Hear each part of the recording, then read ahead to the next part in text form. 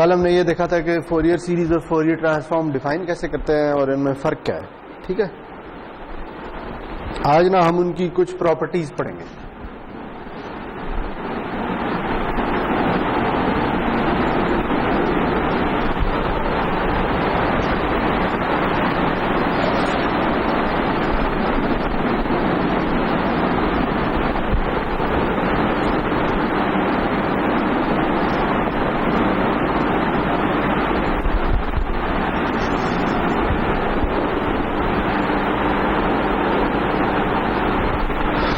तो मैं इन प्रॉपर्टीज को प्रूव नहीं करवा रहा हूँगा, बस मैं आपको बता रहा हूँगा कि अच्छा अगर सिग्नल के साथ ये चेंज लाया जाए तो इसका फ्रीक्वेंसी डोमेन में क्या फ़र्क पड़ता है। ठीक है, तो प्रूव करवाना इस कोर्स का हिस्सा नहीं है, सिग्नल सिस्टम्स का हिस्सा है।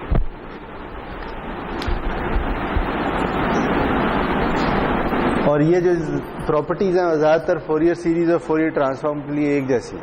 ठीक है, तो अगर आपके पास कोई सिग्नल है एक्स ऑफ टी, ठीक है, अगर तो ये पीरियोडिक है तो हम कहेंगे कि अच्छा इसके फोरियर सीरीज कोएफिशिएंट्स हैं ए ऑफ के, जैसे हमने पिछले लेक्चर में देखा था।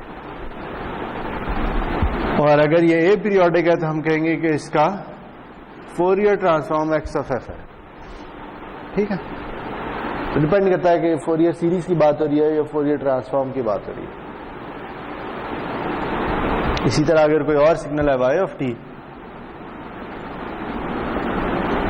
तो उसके फोरियर सीरीज का कोएफिशिएंट्स है बी ऑफ के और उसका फोरियर ट्रांसफॉर्म है वाई ऑफ एफ।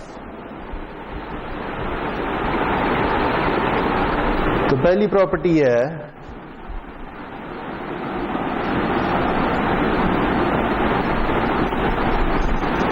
कि अगर मैं एक्स और वाई का लीनियर कॉम्बिनेशन ले लूं, मतलब कि मैं x को a से स्केल कर दूं, a कोई नंबर है, ठीक है, कोई कांस्टेंट नंबर है, वो रियल भी हो सकता है, कॉम्प्लेक्स भी हो सकता है, और y को b से स्केल कर दूं, b ना कहें कुछ और कह लें, चले c कह लें, c से स्केल कर दूं और फिर उन दोनों को ऐड कर दूं,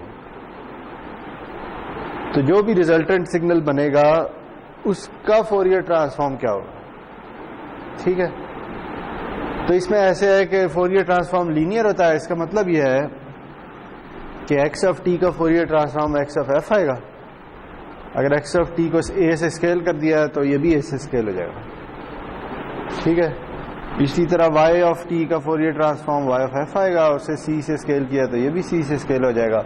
अगर वो ऐड हो रहे हैं तो ये भी ऐड हो जाएंगे। ठीक है, इसे कहते हैं linearity property of Fourier transform. और फोरियर सीरीज के केस में भी ऐसे ही होगा। ठीक है, बस फर्क यह है कि यहाँ पे फोरियर सीरीज कोएफिशिएंट्स आ रहे होंगे बजाय फोरियर ट्रांसफॉर्म। अच्छा जी,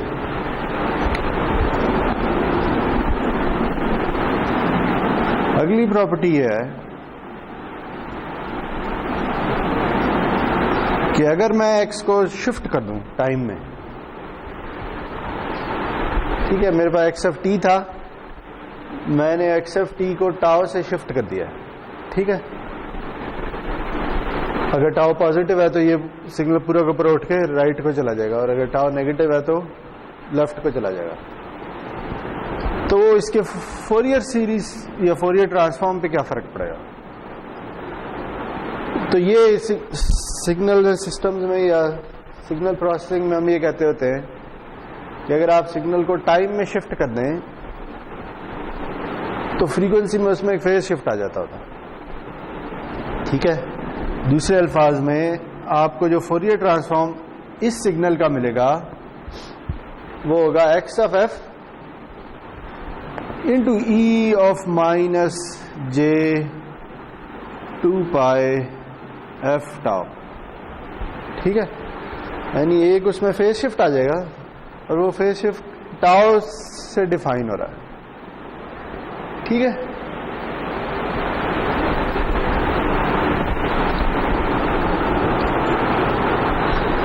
इसकी एक सादा सी एग्जांपल कर लेते हैं। से एक्स ऑफ टी जो है ना वो इक्वल है डेल्टा टी के। ठीक है, डेल्टा टी हम पढ़ चुके हैं, क्या है, ये यूनिट इंपल्स है। सही है, इसे मैं अगर प्लॉट कर लूं तो ये कुछ इस तरह की नजर आएगी। सही है। अब अगर मैंने इसका फोरियर ट्रांसफॉर्म लेना है तो मैं एक्स ऑफ एफ कैलकुलेट करूंगा। तो पीरियोडिक तो नहीं है, तो इसलिए फोरियर सीरीज से नहीं निकाल सकते, फोरियर ट्रांसफॉर्म ही निकालेंगे। ठीक है। तो फोरियर ट्रांसफॉर्म अगर निकालना है तो हम फोरियर ट्रांसफॉर्म का फॉर्मूला यूज कर लेते हैं।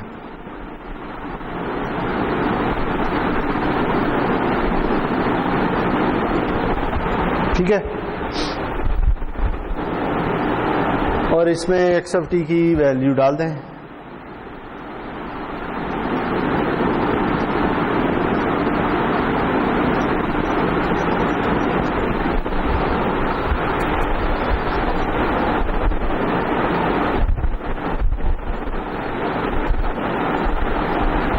तो आपका क्या ख्याल है, इस इंटीग्रल का आंसर क्या होगा?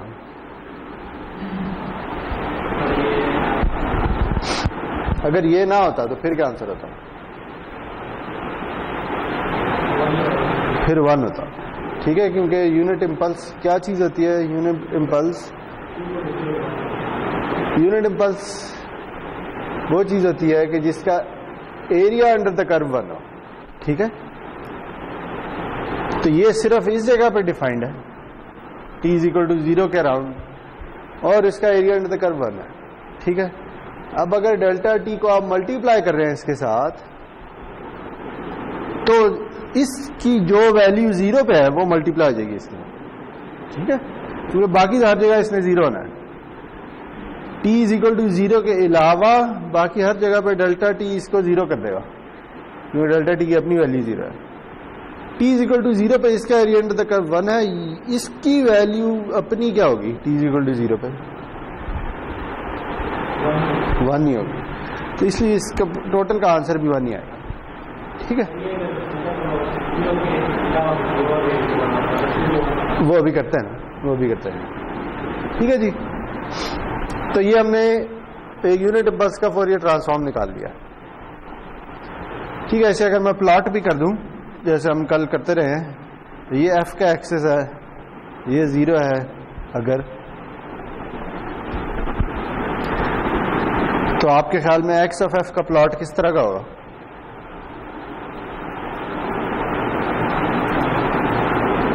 x ऑफ f की वैल्यू 1 है।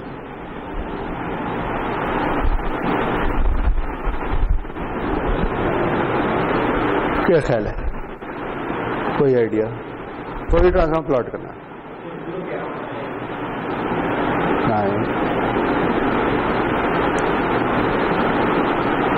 नहीं ना। वैसे हम क्या करते होते हैं, जब फोरियर ट्रांसफॉर्म निकालते हैं तो यहाँ कोई एक्सप्रेशन आ जाती होती है ना, उसमें f की वैल्यू डालते जाते हैं और आपके पास फोरियर ट्रांसफॉर्म निकलता जाता है। यहाँ पे वैल्यू है ही 1, चाहे f की जो मर्जी वैल्यू हो, तो फिर प्लॉट किस तरह गएगा? f की जो मर्जी वैल्यू हो, फोरियर ट्रांसफॉर्म की वैल्यू 1 है, तो ये कांस्टेंट 1 आ जाएगा। ठीक है, इसकी वैल्यू हर जगह 1 है। ओके, चलें आगे चलते हैं। अब अगर मैं इस सिग्नल को शिफ्ट कर दूं 1 से, फॉर एग्जांपल ये चले 2 से कर देते हैं, तो अब क्या हुआ है? टाइम में क्या हुआ है?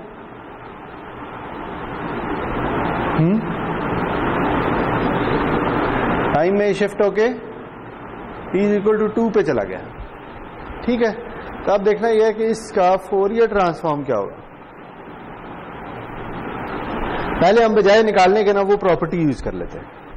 ठीक है, वो प्रॉपर्टी क्या कहती है कि अगर आपने किसी सिग्नल x ऑफ t को टाउ से शिफ्ट कर दिया है, तो उसका फोरियर ट्रांसफॉर्म क्या होगा? वही जो x ऑफ t का था मल्टीप्लाई आ जाएगा इस नंबर के साथ। तो x ऑफ t का यानी ओरिजिनल सिग्नल ये जो है, इसका फोरियर ट्रांसफॉर्म तो 1 है। ठीक है, तो क्या आ जाएगा? 1 इंटू वो वाला कॉम्प्लेक्स एक्सपोनेंशियल, वो क्या है जी? e to the minus j 2 pi f into 2। ठीक है, क्योंकि टाउ की वैल्यू यहाँ पे 2 है। तो ये तो हमें प्रॉपर्टी से पता चल गया कि इसका फोरियर ट्रांसफॉर्म ही होगा। हम वैसे भी निकाल लेते हैं। ठीक है, ये फॉर्मूला यूज करके अगर ये फॉर्मूला यूज करें तो फिर क्या आएगा? Minus infinity to infinity x of t e to the minus J 2 pi F T D T, ठीक है। और एक्स ऑफ टी की जगह मैं क्या लिख सकता हूं, delta of T minus T, सही है। अब सवाल यह है कि इस इंटीग्रल का आंसर क्या होगा। अगर ये ना होता तो फिर इस इंटीग्रल का आंसर क्या था, यानी एक इंपल्स ही है ना, वो इधर से इधर चली गई है, लेकिन हम तो t equal to minus infinity से इन्फिनिटी तक इंटीग्रेट कर रहे हैं, तो एरिया अंडर द कर्व अब भी 1 ही होगा, ठीक है। लेकिन अगर अब ये साथ मल्टीप्लाई हो गया है तो अब हमने ये देखना है कि t इज इक्वल टू 2 पे ये इसके साथ मल्टीप्लाई हो जाएगा, तो इसकी t इज इक्वल टू 2 पे क्या वैल्यू होगी, यहां पे t इज इक्वल टू 2 डाल दें तो क्या आ जाएगा, ये आ जाएगा e to the minus J 2 pi F into 2,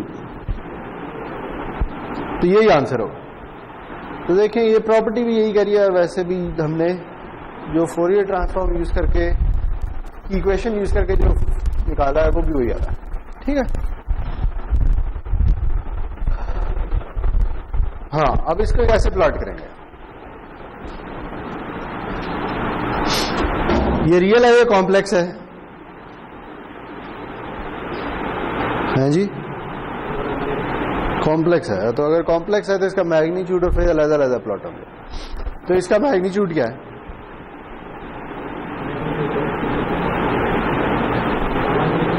इसका मैग्नीट्यूड 1 ही है क्योंकि ये कॉम्प्लेक्स एक्सपोनेंशियल है, तो मैग्नीट्यूड तो ऐसे ही आएगा जैसे पहले था, ये आ गया x ऑफ f का मैग्नीट्यूड, ठीक है। अब हमने दूसरी क्या चीज प्लॉट करनी है, फेज प्लॉट करना है। तो अब बताएं इसका फेज क्या है,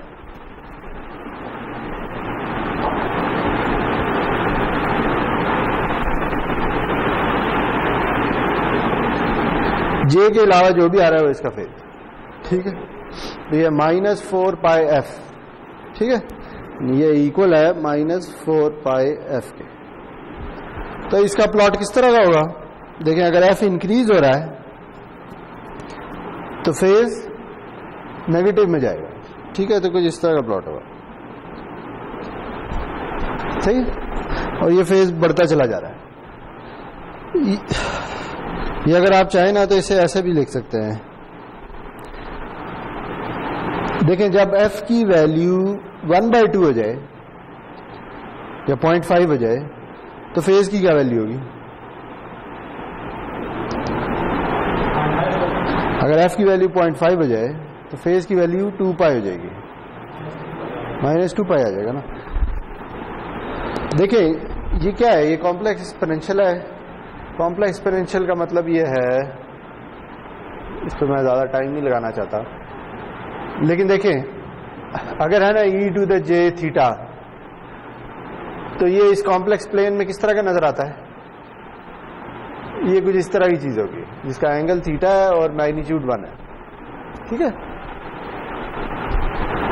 अगर इस थीटा में मैं 2 पाई ऐड कर दूं तो क्या होगा, हाँ 2 पाई कितने डिग्रीज होता है,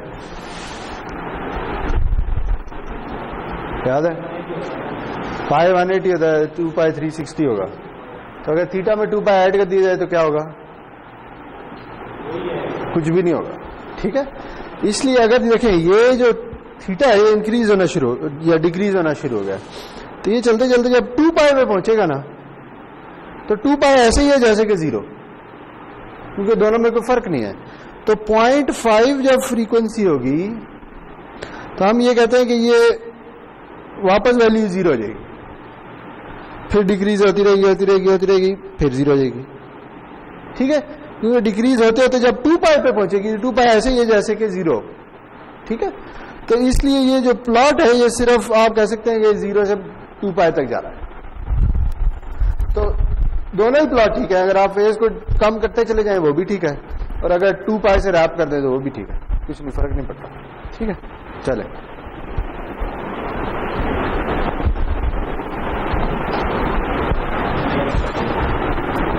लिख लेंगे।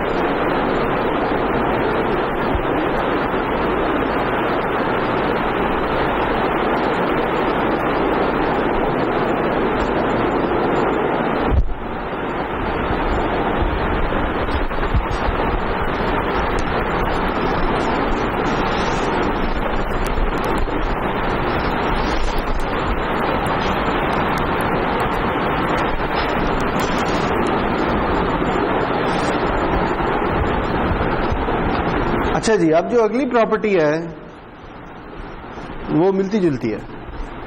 मिलती जुलती का मतलब यह है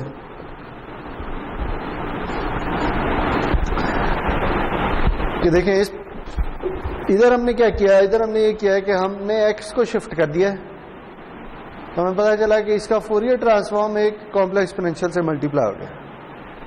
अब हम उल्टा करने जा रहे हैं। उल्टा करने का मतलब यह है कि अब हम सिग्नल को एक कॉम्प्लेक्स एक्सपोनेंशियल से मल्टीप्लाई कर रहे हैं। ठीक है, ये कॉम्प्लेक्स एक्सपोनेंशियल है जिसकी फ्रीक्वेंसी f प्राइम है। तो अब देखना यह है कि इधर क्या होगा, यानी अगर एक सिग्नल को कॉम्प्लेक्स एक्सपोनेंशियल से मल्टीप्लाई कर दिया जाए तो उसका फोरियर ट्रांसफॉर्म क्या होता है। तो ये उल्टा काम हो जाएगा यहाँ पे भी, यानी जो फोरियर ट्रांसफॉर्म है वो f प्राइम से शिफ्ट हो जाएगा। ठीक है,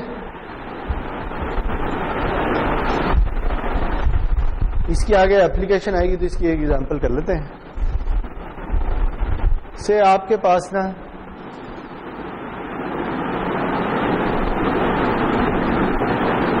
एक सिग्नल है x ऑफ t जिसका Fourier transform x of f है और वो दिखने में कुछ इस तरह का नजर आता है।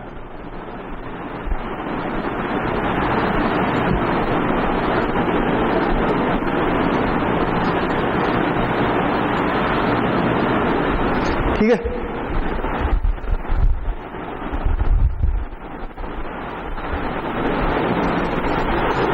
अब मैं ये चाहता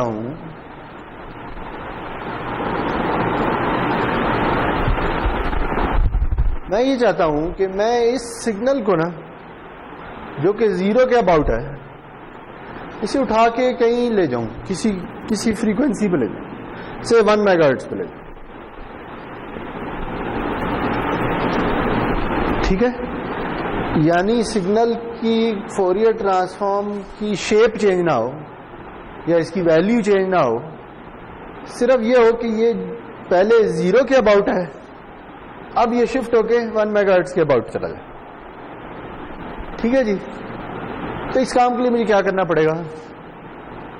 इस काम के लिए वो प्रॉपर्टी ये कहती है कि मुझे x ऑफ t को किससे मल्टीप्लाई करना चाहिए?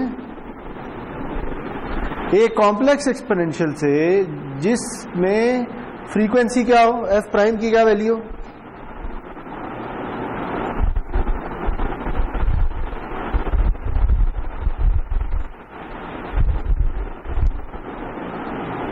One mega. ठीक है, क्यों? क्योंकि शिफ्ट कितने का लाना है? शिफ्ट लाना है 1 मेगाहर्ट्ज का। तो अगर 1 मेगाहर्ट्ज का शिफ्ट लाना है तो आपको 1 मेगाहर्ट्ज की कॉम्प्लेक्स एक्सपोनेंशियल को यूज करना पड़ेगा। ठीक है, बात समझ आई?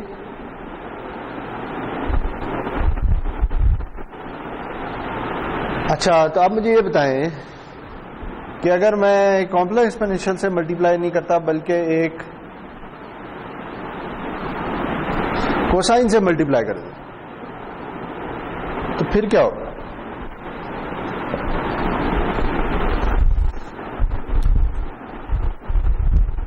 क्या ख्याल?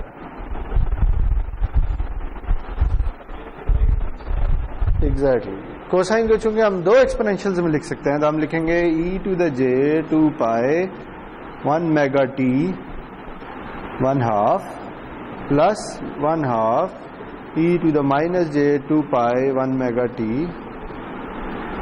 Into x of t into x of t। ठीक है, तो अगर ये सही है तो आप मुझे बताएं कि इस सिग्नल का फोरियर ट्रांसफॉर्म किस तरह का होगा?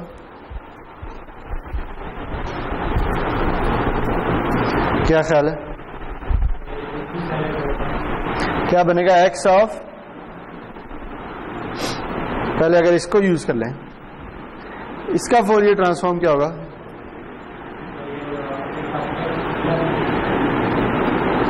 उधर देखो, x f माइनस 1 मेगा है, ये प्लस है और यहां पर नेगेटिव आ रहा है।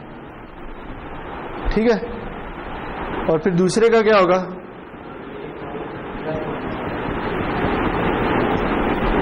तो अब अगर मैं ड्रॉ करना चाहूं तो ड्रॉ करूं तो क्या आएगा? ये 0 है, ठीक है, लेकिन अब साथ एक और चीज भी आ रही होगी, वो है 1/2 और 1/2। ठीक है, तो अब क्या होगा कि एक कॉपी इधर आ जाएगी और वो 1/2 से स्केल हो जाएगी, और दूसरी कॉपी -1 मेगा पे आ जाएगी और ये भी 1/2 से स्केल हो जाएगी। ठीक है, इस प्रॉपर्टी के दो नाम है। एक इसका नाम है, इसे कहते हैं फ्रीक्वेंसी ट्रांसलेशन।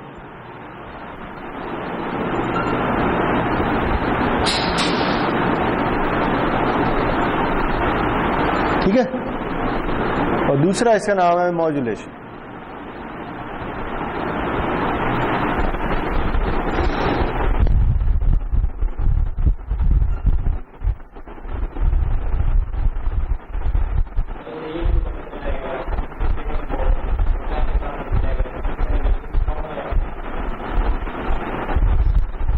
नहीं, देखे मैग्नीट्यूड तो कम नहीं हुआ ना, वो उसकी दो कॉपीज बन गई, एक कॉपी इधर है और एक कॉपी इधर है। हाँ, लेकिन दो कॉपियां भी तो बन गई ना बजाय एक कॉपी। क्या ख्याल है?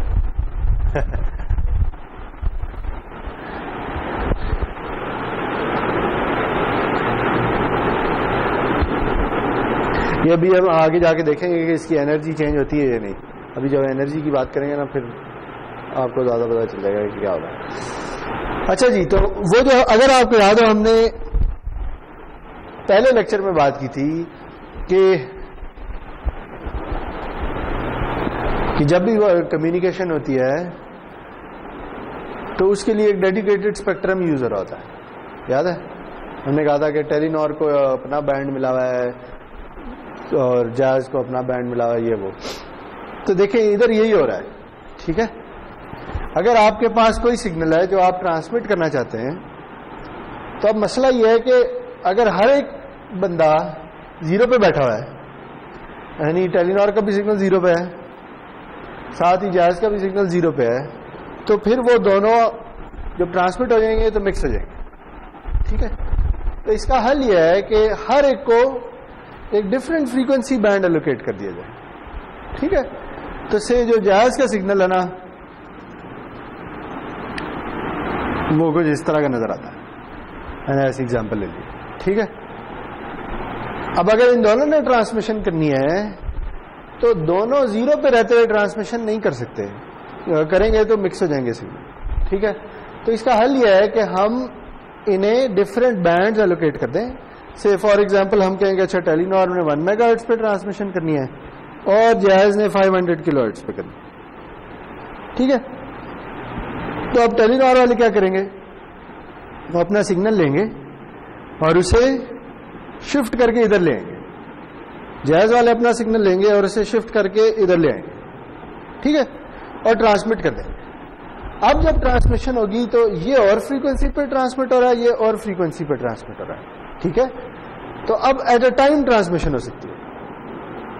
ठीक है, यानी ये वाला सिग्नल और ये वाला सिग्नल दोनों इकट्ठे ट्रांसमिट हो सकते हैं, लेकिन चूंकि ये फ्रीक्वेंसीज में डिफरेंट है तो इसलिए ये दोनों एक दूसरे के साथ इंटरफेयर नहीं करेंगे। तो इसे हम कैरियर फ्रीक्वेंसी बोले, यूजली हम लिटरेचर में FC कह देते हैं। ठीक है, इसे कहते हैं कैरियर फ्रीक्वेंसी, कि वो कौन सी फ्रीक्वेंसी है जो आपके सिग्नल को कैरी कर रही है। ठीक है, बात समझ आई? तो इसलिए ये फ्रीक्वेंसी ट्रांसलेशन बहुत इंपॉर्टेंट प्रॉपर्टी है, क्योंकि ये अलाउ करती है कि आप अपने सिग्नल को फ्रीक्वेंसी में कहीं भी लेके जा सकते हैं। ठीक है, अच्छा अब ये देखें कि हो क्या रहा है जब ये मल्टीप्लिकेशन हो रही है, यानी फ्रीक्वेंसी ट्रांसलेशन करने के लिए आपने टाइम में कोई प्रोसेस करना है। ठीक है, सिग्नल आपको टाइम में अवेलेबल है, जैसे स्पीच सिग्नल है फॉर एग्जाम्पल। ठीक है, सिग्नल जो है फिजिकली एग्जिस्ट कर रहा है वो टाइम में कर रहा है। ये जो फ्रीक्वेंसी वाली इंफॉर्मेशन है ये फोरियर ट्रांसफॉर्म आपको दे रहा है कि अच्छा सिग्नल की बैंडविड्थ कितनी है और ये सिग्नल कहां पे सेंटर्ड है। ठीक है, असल में जो सिग्नल एग्जिस्ट करेगा वो XFT होगा।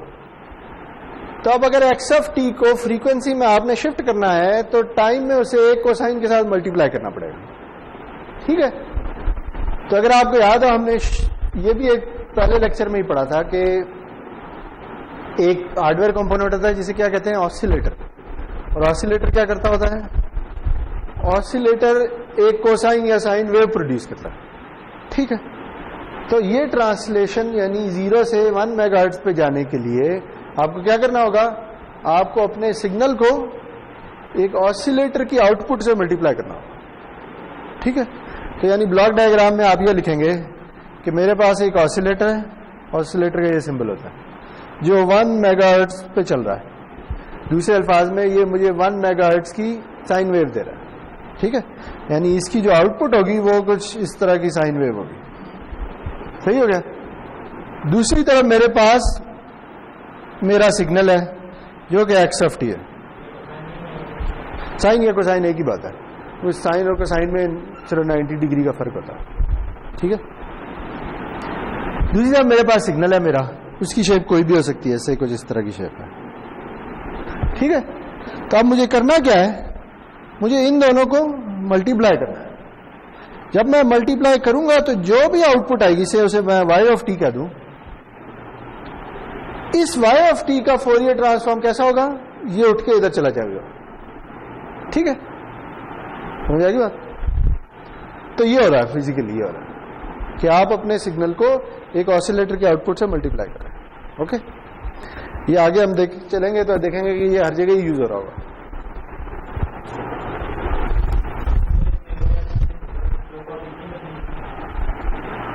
हाँ, अब 2 कॉपीज बन रही है। आउटपुट क्या होगी, देखिए ना, ये भी कोई रियल सिग्नल है, ये भी एक रियल सिग्नल है, तो आप दोनों को मल्टीप्लाई करते हैं। तो मल्टीप्लाई करेंगे तो जो भी प्रोडक्ट आएगा ये इस तरह होगा। देखें, अगर ये कोसाइन वेव है, ये साइन वेव है, ठीक है। तो इसका मैंने एक पीरियड ले लिया और इस दौरान यानी ये जो है ये ऑसिलेटर की आउटपुट है, ठीक है। और इस दौरान जो आपका सिग्नल है ना, वो उसकी वैल्यू भी जैसे ऐसे है। For example x of T जो है उसकी वैल्यू से कुछ इस तरह की है।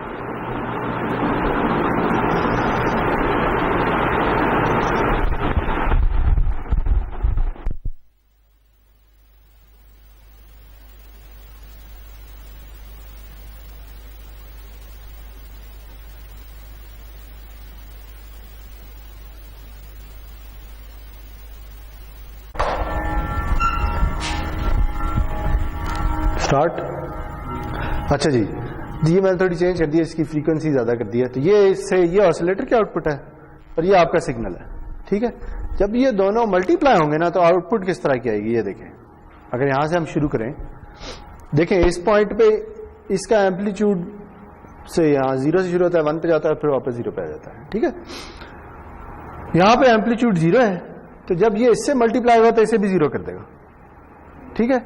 अब जब ये बढ़ना शुरू होगा तो इसकी वैल्यू बढ़नी शुरू हो जाएगी, ठीक है। तो देखें इस तरह की आउटपुट आएगी,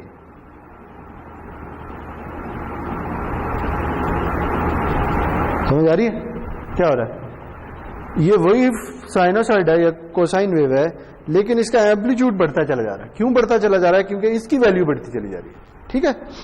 और जब ये कम होना शुरू होगा तो ये भी कम होती जाएगी, समझ आई बात। तो आउटपुट ये आएगी, ये आपका एक्स ऑफ टी है, ये आपकी कोसाइन है किसी फ्रीक्वेंसी एफ प्राइम की, तो ये आउटपुट वाई ऑफ टी होगी।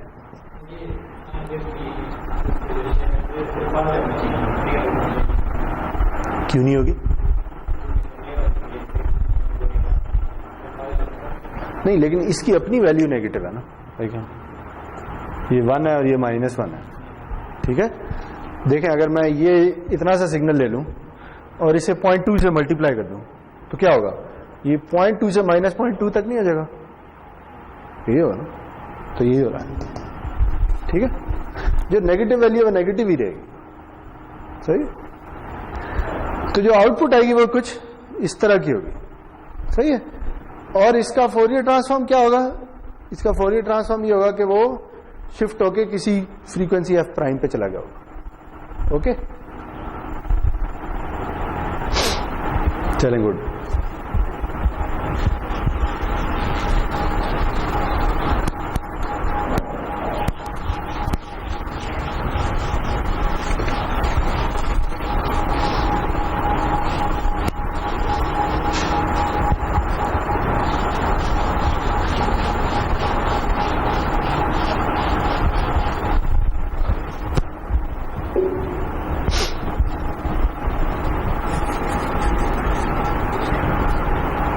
तो हमें पता क्या चला? हमें पता ये चला कि अगर हम सिग्नल को एक कॉम्प्लेक्स एक्सपोनेंशियल से मल्टीप्लाई करें तो उसकी एक ही कॉपी बनती है जो एफ प्राइम से शिफ्ट हो जाती है, लेकिन अगर कोसाइन से करें तो दो कॉपीज बन जाती है, एक पॉजिटिव पे और एक नेगेटिव। ठीक है, चलिए आगे चलते हैं जी। अब दो प्रॉपर्टीज हैं। एक यह है कि एक्स ऑफ माइनस टी का फोरियर ट्रांसफॉर्म क्या होगा। ठीक है, एक्स ऑफ माइनस टी का मतलब क्या है? एक्स ऑफ माइनस टी का मतलब है हमने टाइम को रिवर्स कर दिया, ये सिग्नल को फ्लिप कर दिया। ठीक है, यानी अगर सिग्नल पहले कुछ इस तरह का था तो अब किस तरह का होगा? अब इस तरह का हो जाएगा। ठीक है, ये टाइम में। तो अब सवाल यह है कि अगर सिग्नल को रिवर्स कर दिया तो इसके फोरियर ट्रांसफॉर्म के साथ क्या होगा?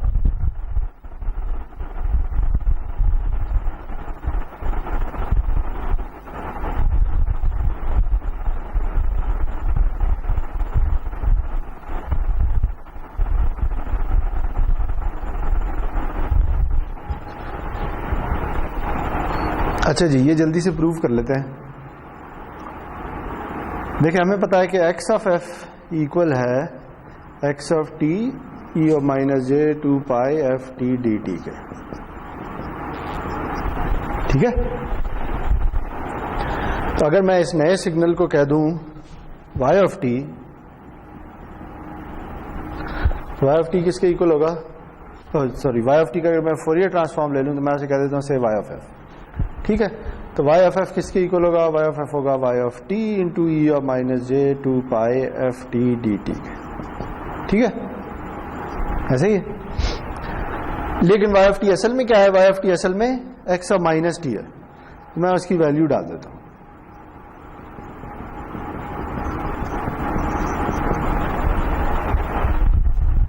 ठीक है, यानी मैंने एक्स ऑफ माइनस टी को वाई ऑफ टी कह दिया और फिर दोबारा उसकी वैल्यू डाल दी। यानी दूसरे अल्फाज में मैं इसका फोरियर ट्रांसफॉर्म फाइंड करना चाहता हूं। अच्छा, अब इसमें ऐसे है कि ये माइनस टी है तो हम ना इसे प्लस टी से रिप्लेस करने की कोशिश करेंगे।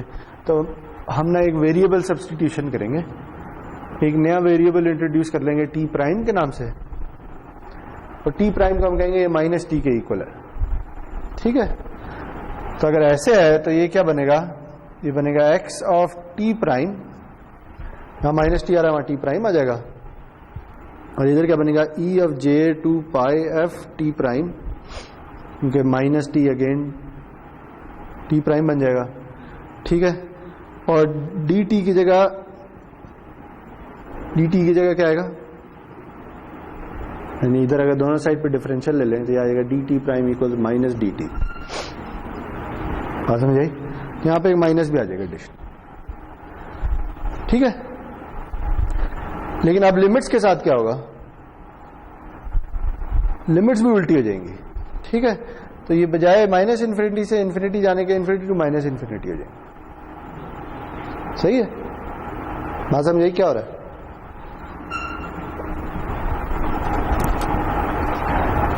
तो अब क्या होगा? एक ये माइनस है और अगर मैं इन लिमिट्स को दोबारा सीधा कर दूं तो एक और माइनस उधर से आ जाएगा।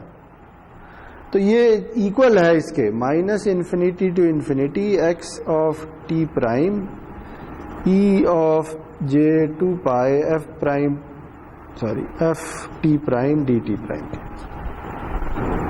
ठीक है, देखिए एक तो माइनस ही है ना, और एक मैंने इस इंटीग्रल की लिमिट्स को उलट कर दिया है। तो इंटीग्रल की लिमिट्स को उल्टा कर दें तो भी एक माइनस आ जाता है, तो वो माइनस और ये माइनस प्लस हो जाएंगे, ठीक है, पीछे ये बचेगा। अच्छा, अब अगर आप इसे देखें तो ये क्या है, अगर आप इसे और इसे कंपेयर करने की कोशिश करें, देखिए अब हम एक्स ऑफ टी में तो आ गए हैं, तो यहाँ टी प्राइम आ रहा है, उससे कोई फर्क नहीं पड़ता, लेकिन यहाँ पे माइनस है और यहाँ पे प्लस है, तो इसे मैं ऐसे लिख लेता हूं, minus infinity to infinity x of t prime e of minus j two pi minus f prime sorry minus f T prime d t prime, ठीक है।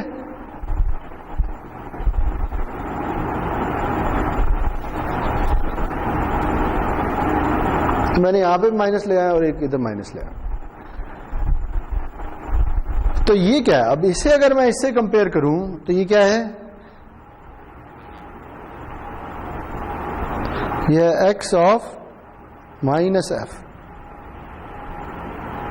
क्या ख्याल है, ये अगर एक्स ऑफ एफ है तो अगर इसे कंपेयर करें, सिर्फ जहां एफ आ रहा है वहां माइनस एफ आ रहा है, तो ये इक्वल हो गया एक्स ऑफ माइनस एफ के, ठीक है। तो इसका मतलब ये है कि यहां पे क्या आएगा, एक्स ऑफ माइनस एफ, ठीक है। तो अगर सिग्नल को हम रिवर्स कर दें टाइम में तो उसका फोरियर ट्रांसफॉर्म भी रिवर्स हो जाता है, ठीक है, बात समझ आई।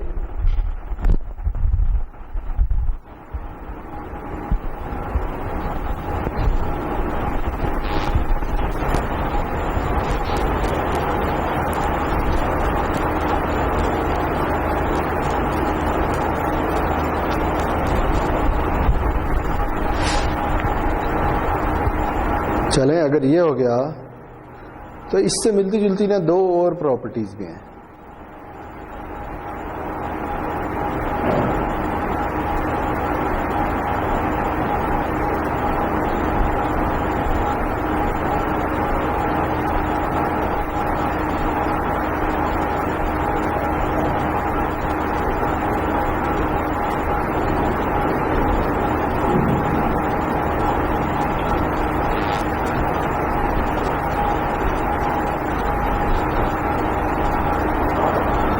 वो क्या है वो मैं प्रूव नहीं करना चाह रहा, इसलिए मैं डायरेक्ट लिखना चाह रहा हूं।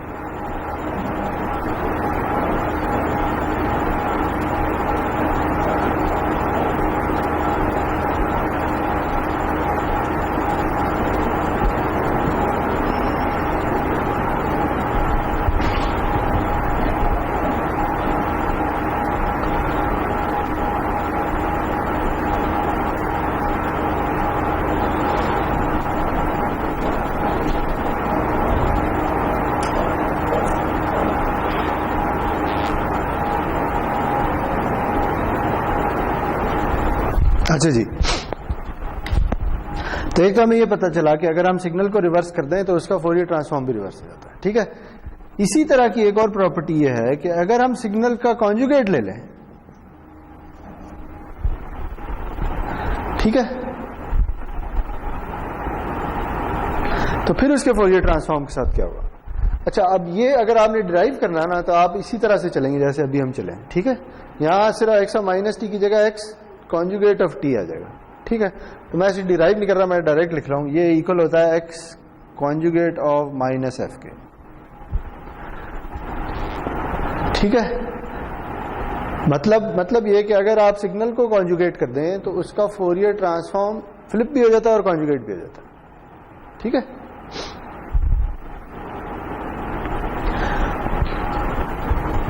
और इससे अगली प्रॉपर्टी है जी कि अगर आप दोनों काम कर दें तो फिर क्या होगा, यानी आप सिग्नल को फ्लिप भी कर दें और कॉन्जुगेट भी कर दें तो फिर इधर क्या होगा, इधर सिर्फ कॉन्जुगेट हो जाएगा, ठीक है। अगेन ये 5 और 6 दोनों आप इस तरह से प्रूव कर सकते हैं, ठीक है।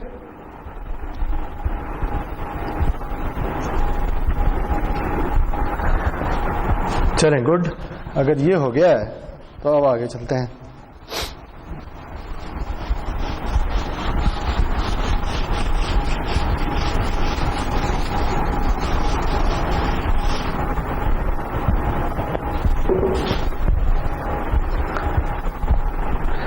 अच्छा जी, तो अब एक जो प्रॉपर्टी है वो है रियल सिग्नल्स के लिए।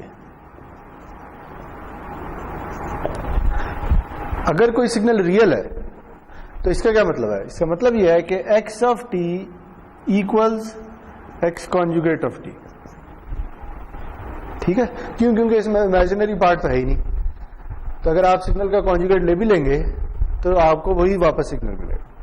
ठीक है, जैसे अगर कोई रियल नंबर है, से 2 है, तो 2 का अगर मैं कॉन्जुगेट ले लूँ तो क्या आएगा? 2 ही आएगा। क्यों? क्योंकि इसमें इमेजिनरी पार्ट तो है नहीं जिसे मैंने नेगेटिव करना। ठीक है, तो रियल सिग्नल्स में सिग्नल और इसका कॉन्जुगेट एक ही होते हैं। ठीक, तो इसका मतलब यह है कि इसका फोरियर ट्रांसफॉर्म और इसका फोरियर ट्रांसफॉर्म दोनों इक्वल होंगे। बात समझ आई? ये मैंने कैसे लिखा है? मैंने वो प्रॉपर्टी नंबर 5 यूज की। ठीक है, अब ये क्या कह रहा है? ये कह रहा है कि देखिए, सिग्नल के फोरियर ट्रांसफॉर्म की जो वैल्यू किसी पॉजिटिव नेगेटिव के लिए उसका कॉन्जुगेट पड़ा। बात समझ आ रहा है? इसका मतलब यह है जी कि अगर मैं किसी रियल सिग्नल का फोरियर ट्रांसफॉर्म प्लॉट करूं और से मैं देखूं कि अच्छा 10 हर्ट्ज पे क्या वैल्यू है, ठीक है, और 10 हर्ट्ज पे वैल्यू आ रही है फॉर एग्जांपल 1 + j, तो -10 पे फिर क्या वैल्यू होगी आपके ख्याल में?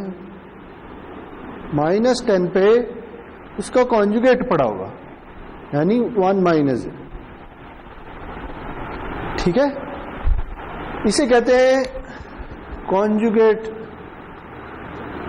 सिमेट्रिक।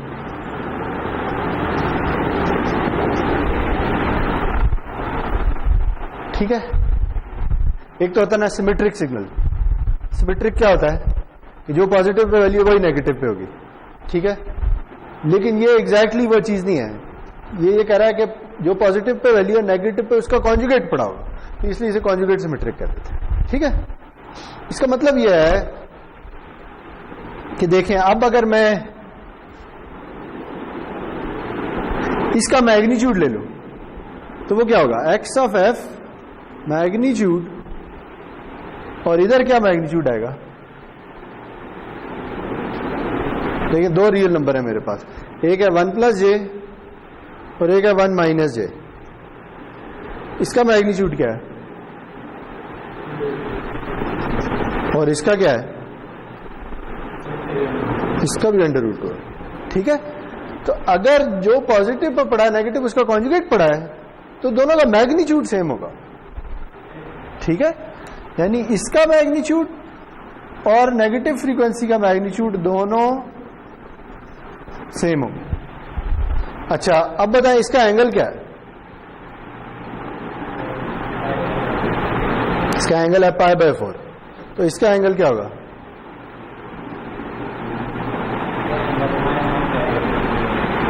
माइनस आ जाएगा ना एक एडिशनल, तो माइनस बाहर चला जाएगा, तो ये होगा -π/4। ठीक है, यानी जो इसका एंगल है इसका उससे नेगेटिव एंगल है। मतलब ये कि इधर जो एंगल आ रहा है इधर उसका नेगेटिव आ रहा होगा। ठीक है, बात समझ आई? ये किसके लिए? ये रियल सिग्नल्स के लिए। ठीक है, तो रियल सिग्नल का फोरियर ट्रांसफॉर्म कॉन्जुगेट सिमेट्रिक होता है, उसका मैग्नीट्यूड पॉजिटिव और नेगेटिव फ्रीक्वेंसीज के लिए सेम होता है, जो एंगल है वो ऑपोजिट होते हैं। ठीक है, इसकी एक एग्जांपल हमने की है, याद है? क्या एग्जांपल थी? हमने की थी x of t equals delta of t - 2, याद है? अभी थोड़ी देर पहले किया था। ये रियल सिग्नल है, ये कॉम्प्लेक्स है, ये रियल है। ठीक है, और इसका फोरियर ट्रांसफॉर्म कैसा आया था? हमने जब उसका मैग्नीट्यूड प्लॉट किया था तो वो कांस्टेंट 1 आया था, याद है? और जब एंगल प्लॉट किया था तो वो कैसा आया था? वो ऐसा आया था। तो देखें, वही प्रॉपर्टी सेटिस्फाई हो रही है। जो पॉजिटिव पे मैग्नीट्यूड है नेगेटिव पे भी वही मैग्नीट्यूड है, लेकिन जो पॉजिटिव पे एंगल है नेगेटिव पे उसका नेगेटिव है। ठीक है, आज समझ आई? दूसरे, अच्छा अब इसे क्या कहते हैं, यानी जो पॉजिटिव पे एंगल है वही, सॉरी जो पॉजिटिव पे मैग्नीट्यूड है वही नेगेटिव पे मैग्नीट्यूड है। इसका क्या मतलब है, इसका मतलब है कि ये इवन फंक्शन है। इवन फंक्शन है, याद है क्या होता है इवन फंक्शन क्या होता है, ये इवन सिग्नल क्या होता है?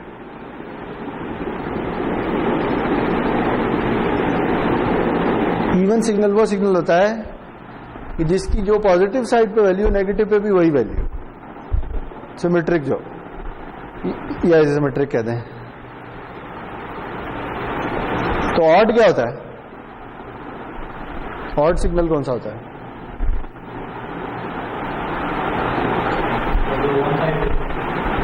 ऑड सिग्नल वो होता है कि जिसकी जो पॉजिटिव पे वैल्यू, नेगेटिव पे उसका नेगेटिव आ रहा हो। जैसे देखें, जो कोसाइन है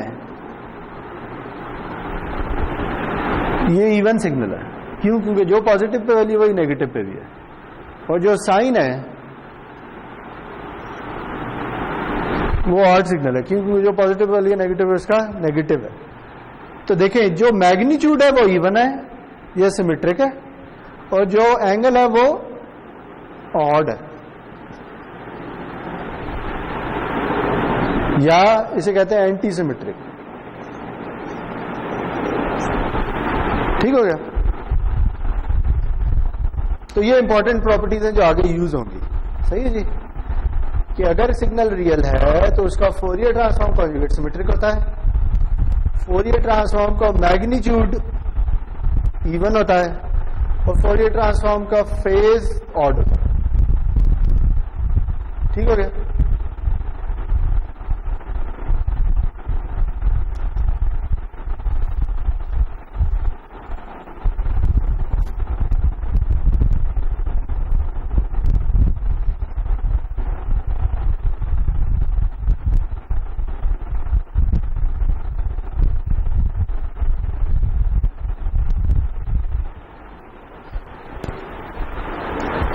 तो इन सारी प्रॉपर्टीज का मतलब क्या है? इन सारी प्रॉपर्टीज का मतलब या फायदा ये है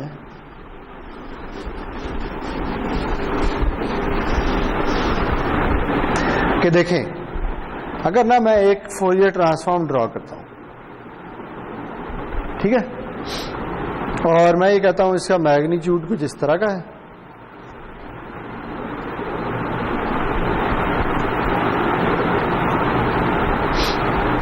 और इसका जो फेज है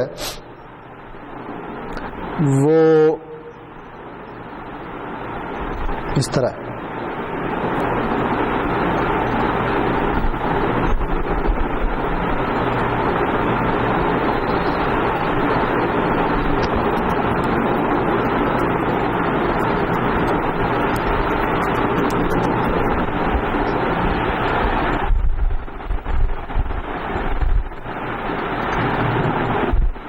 देखिए जी, मैंने आपको ना एक सिग्नल का फोरियर ट्रांसफॉर्म बना के दिखाया, लेकिन सिर्फ पॉजिटिव फ्रीक्वेंसीज के लिए बनाया, ठीक है। लेकिन साथ में आपको ये बता देता हूं कि ये सिग्नल रियल है, तो क्या आप इसके नेगेटिव हाफ ड्रॉ कर सकते हैं इन प्रॉपर्टीज को यूज करते हुए? सिग्नल खुद रियल है, उसके फोरियर ट्रांसफॉर्म का मैग्नीट्यूड और फेज, ये फेज है, मैंने प्लॉट कर दिए पॉजिटिव फ्रीक्वेंसीज के लिए। आपने नेगेटिव वाले खुद ड्रॉ करने हैं, तो क्या ख्याल है आप कैसे करेंगे? इन प्रॉपर्टीज को यूज करता है। प्रॉपर्टी क्या कहती है कि जो मैग्नीट्यूड है वो क्या है, इवन है। तो इवन है तो मैग्नीट्यूड इस तरफ कैसा होगा?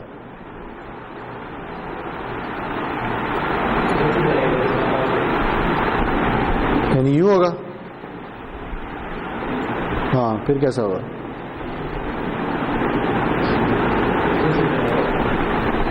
इसका इमेज होगा, ठीक है, ये चीज बन जाएगी। एक मिनट यार, सॉरी।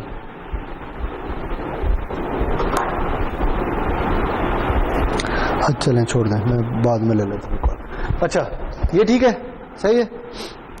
अब बताएं ये कैसा होगा, फेज कैसा होगा? फेज जो भी वैल्यू होगी वो उसका नेगेटिव आएगा, ठीक है। अगर ये पाई थी तो ये माइनस पाई, सही है। तो देखिए इसका मतलब क्या है, इसका मतलब यह है कि अगर सिग्नल रियल है तो आपको उसका सिर्फ पॉजिटिव हाफ ही पता है, तो आपको सब कुछ पता है, क्योंकि नेगेटिव हाफ आप खुद ही बना सकते हैं, ठीक है। दूसरे अल्फाज में रियल सिग्नल के फोरियर ट्रांसफॉर्म में कुछ इजाफी इंफॉर्मेशन होती है जिसका फायदा कोई नहीं होता, ठीक है। अगर आपको सिर्फ पॉजिटिव साइड ही पता हो तो आपके लिए बहुत है, नेगेटिव साइड पता होने की जरूरत नहीं, ठीक है। बात समझ आ गई? चलें, गुड। टाइम क्या हुआ? 1 मिनट है, बस कर दें।